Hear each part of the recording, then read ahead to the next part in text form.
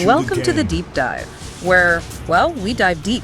Into some fascinating subjects. That's right. And today we're going to be taking a look at something I think a lot of our listeners are going to be very familiar with and interested in. Yeah, you could say that. And that is the Terminator 2 Judgment Day pinball machine by Williams. Ah, a classic. Released back in 1991. 1991, wow. Yeah, so it's been a while. It has been a while, that's for sure. And this is, this machine really wasn't just riding the coattails of a blockbuster movie. No. It became a massive success in its own right.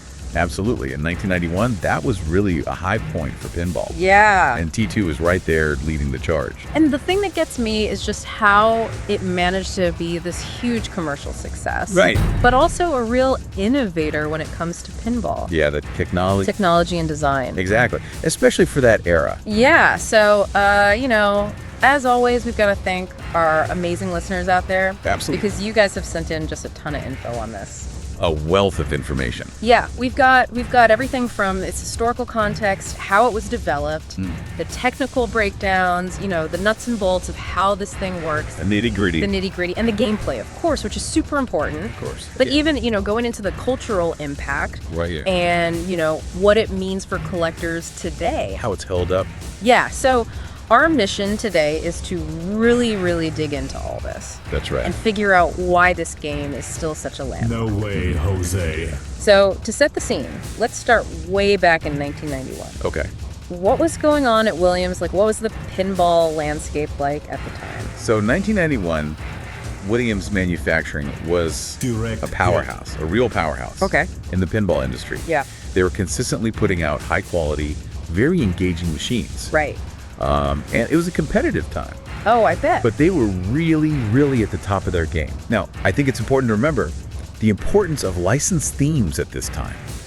Movies, TV shows, music, these were becoming vital. Yeah. For attracting players. Right, got to get them in the door. Yeah, exactly. And having a well-known title on the cabinet, that was a huge advantage. I mean, you walk into an arcade and you're bombarded. So many flashing lights and sounds. You got to grab people's attention somehow. Absolutely. So speaking of names, the designer of T2, Steve Ritchie. Legend. He comes up a lot in the research. He does, yeah. What can you tell us about him? Why was he such a good fit for this? Come with me if Steve you want Ritchie. to live.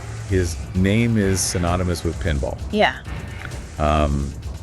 Even before T2, he had established himself as a really talented designer. Okay. What the sources really highlight is his deep understanding of pinball mechanics. Right. And the flow of a game. Okay. He was lucky enough to work alongside some of the classic designers, the real pioneers of the field. So he was learning from the best. Absolutely. Absorbing a ton of experience. Direct hit. And here's an interesting thing. He was a pinball collector himself. Oh, wow. So he really knew what people wanted. Exactly. He had an appreciation for what makes a game truly desirable. I guess that experience really comes through in his designs. I think so. So how did Williams actually secure the Terminator 2 license?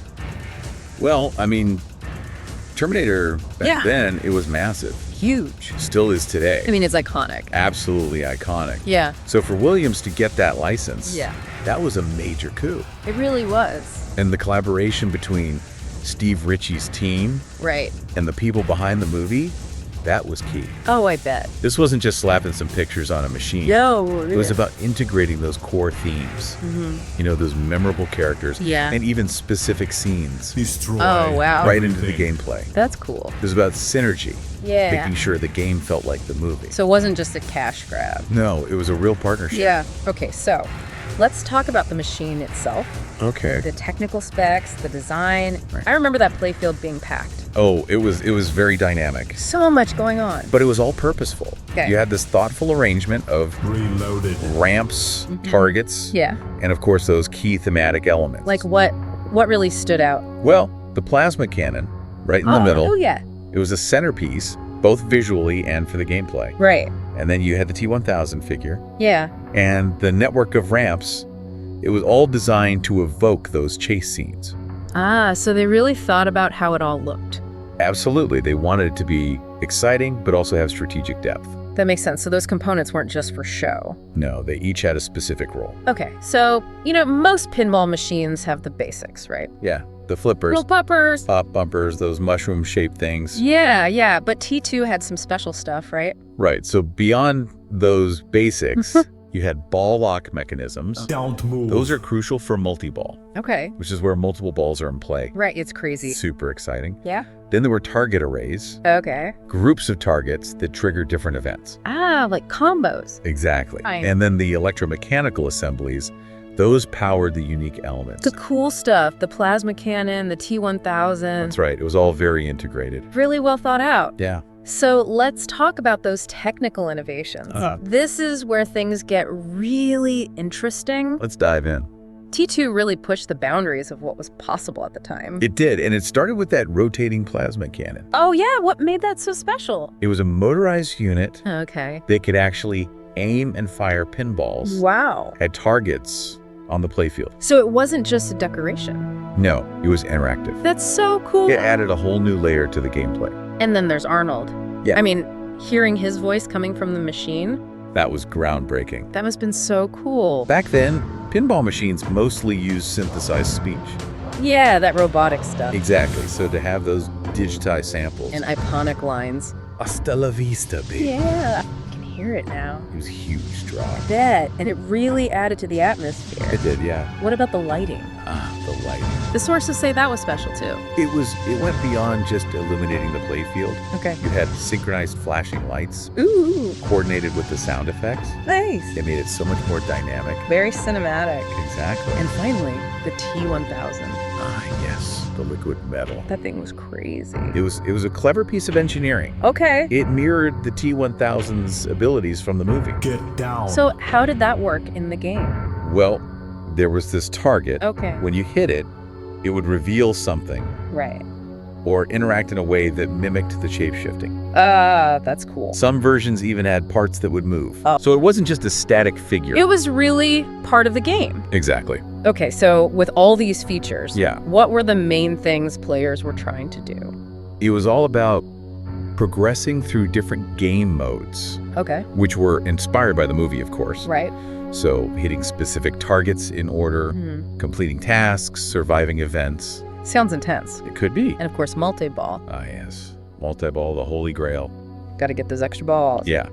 And then for the real pros, Okay. there was Judgment Day mode. The final challenge. Yeah, the grand finale. Sounds epic. It was. So besides Judgment Day, were there any other memorable modes?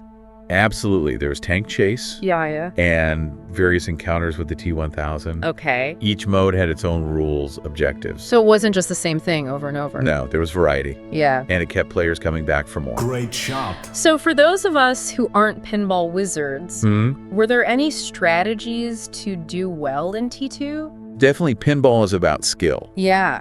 but T2 also rewarded strategy, Okay. knowing which targets to hit and when, Right? understanding how to control the ball, Okay. and using those ramps and loops to your advantage. Interesting. It was a balance of skill and strategy. Okay, so when T2 first hit arcades, what was the reaction like? Phenomenal. Really? A smash hit. Direct. The Why? arcades wanted it. Players were lining up, That's awesome. and the production numbers were very high. So it was a huge success. Absolutely, both commercially and critically. So people weren't just playing it, they were praising it too. Exactly. It was a cultural moment. And how did it compare to other Williams machines at the time? Well, Williams was doing really well in the early 90s. Yeah. Getaway, High Speed 2, Addams Family. Big names. Yeah, but T2 had something special. What was it? That cutting-edge technology. Okay. The digitized speech, the interactive cannon, Right, that was new. and the Terminator 2 license. It was so well integrated. It just felt more immersive. More like the movie. Exactly. So it made a big splash. It did. Did it influence later pinball design? Oh, absolutely. Really? It set a new benchmark for licensed themes Okay. and for complex mechanics. So other games followed its lead. They did. That digitized speech became more common. Right. And that Judgment Day. focus on a cinematic experience, that became a trend. Wow, so T2 really left its mark. It did, for sure. And it's still popular today, Very popular. among collectors especially. Oh, yeah. What should they know about T2? Well, it's definitely one of the most desirable machines. Okay. Now, it wasn't a limited production run, Right. but the demand has always been high. So it's not easy to find. Not necessarily. Are there any rare versions out there? Not a ton of major variants, but there are some slight differences in early runs. Maybe some prototypes. The holy grails. Those are the real treasures. So for someone who wants to buy a T2, what should they look for in terms of restoration? It can range from basic cleaning to major repairs. Right. The key areas to focus on are the unique mechanics. Okay. The plasma cannon, the T1000. Right. Those can wear down over time. Yeah, makes sense. And the electronics, especially the soundboard, yeah, that handles the speech. important stuff. Very important. And what about the value? That can vary. Okay. A well-maintained T2 in excellent condition can fetch a high price. How high? Thousands. Potentially over 10,000. Wow. It depends on the condition and its history. So these machines can really appreciate in value. They can? Yeah.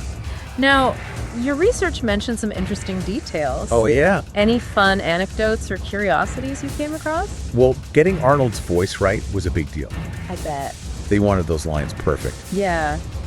And there's those rumors of early prototypes. Right, with different layouts, different rules. Yeah, those are the collector's dream. Wow, so it's not just about the game itself. No. It's about the history, the stories behind it. So to wrap up, Right. what are the key takeaways about T2? Nice shot. It was more than just a movie tie-in. It was a leap forward for pinball. Yeah, in what way?